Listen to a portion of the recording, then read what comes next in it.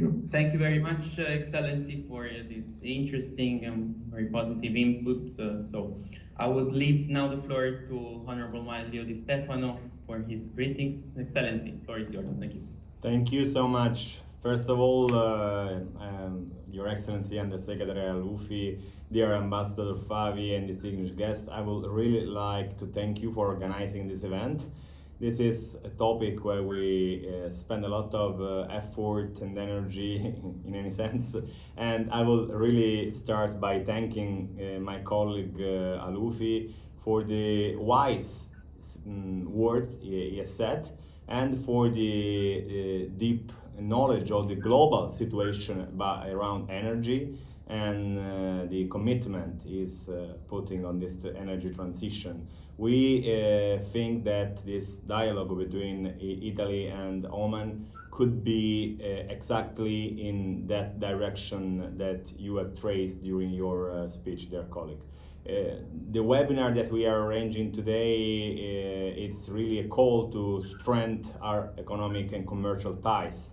And it comes in a very great time to deepen also the knowledge of the Omani energy market and its countless opportunities. As we know, climate change is the most relevant challenge we are facing today, and in this field, the European Union and its member states play a key role, even though we have to address in a global way, given that the total amount of emissions is way less than the other part of the world. So we have to keep on working all together. We have important tools to tackle the climate change, and that's part of the main discussion we have to take, the way we spend all the money and the funds that we have put in the energy transition. In fact, we have the Next Generation EU and the European Green New Deal.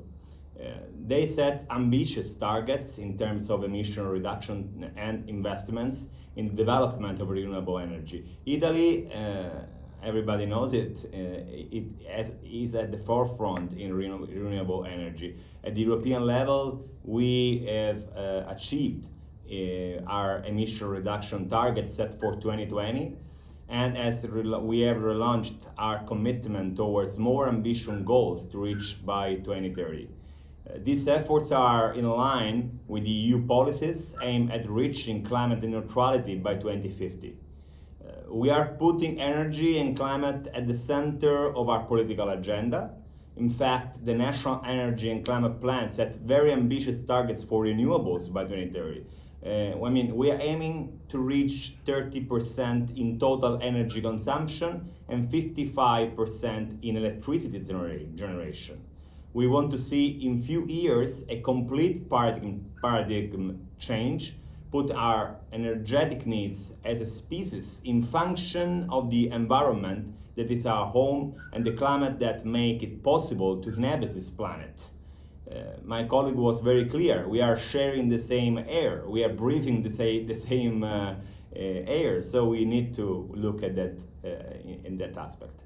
Our country has experienced impressive growth in the renewable energy sectors, thanks also to the cooperation between our government and our dynamic private sector, made up of many small and medium enterprises as well as large companies operating worldwide. Indeed, Italy has a consolidated expertise in both renewables and hydrogen value chain, which are the core of today's webinar. That is why Italy has launched an ambitious Green Hydrogen Compact at the United Nations as a way to reaffirm our global leadership during the recent high-level dialogue on energy.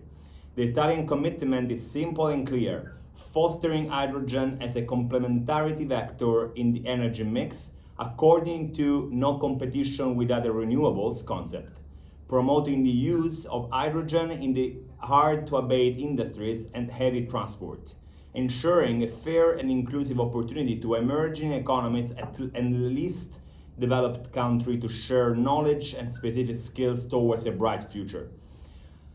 I want to give you some number of this tremendous change we are having. More than 430,000 Italian companies have invested in green technology and products between 2015 and 2019, 1/3 of the Italian companies. a growing value compared to the previous 5 years period when 345,000 companies invested, 24% of the total. The investments in energy efficiency and renewable sources are top priorities for our private sectors, together with cutting water and waste consumption, followed by reducing pollutants and increasing the use of secondary raw materials. Companies that invest in green technology export more, innovate more, and employ more people. Currently, there are 3.1 million green jobs. According to a study by the Oxford University, Italy is also at the second place in the world in the Green Complexity Index, right after Germany. The index measures the ability to export technologically advanced green products, and it puts Italy in the first position in terms of development potential, ahead of China, Spain, Germany, and France. I give you this data, and we have also many other records, just to show the effort put in place by the Italian private sector towards sustainability, an effort that is strongly upheld by the Italian government. Today, we present these opportunities to our Omani counterparts, and we believe there is a lot of room for positive collaboration to the energy sector. I would like to conclude by wishing to all of us a greener, more sustainable future, which is the only possible future for humankind. And this will be possible only by investing in new disruptive technology. And I'm sure the collaboration we are placing in today, together with our companies, the best companies we can share with you, is the very first step for a brighter future. I thank you for your attention. Thank you very much, Excellency, for taking part and for supporting the initiative.